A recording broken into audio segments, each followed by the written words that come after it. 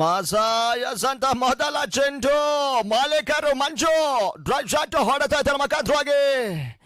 ಮತ್ತೆ ಮೊದಲ ಚೆಂಡಿಗೆ ಬೌಂಡ್ರಿ ಯಶಸ್ಸನ್ನು ಪಡ್ಕೊಳ್ತಾ ಇರ್ತಕ್ಕಂಥ ಆಟಗಾರ ಮಂಜು.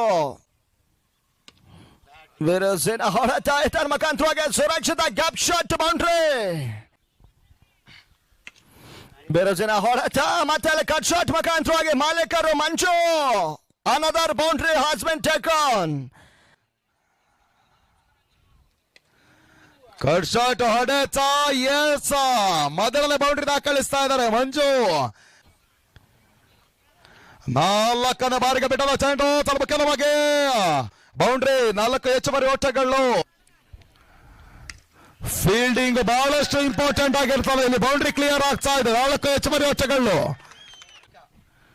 ಬಿಟ್ಟದ ಅಂತಿಮ ಚೆಂಡು ಮತ್ತೆ ಲಕ್ಕಿ ಬೌಂಡ್ರಿ.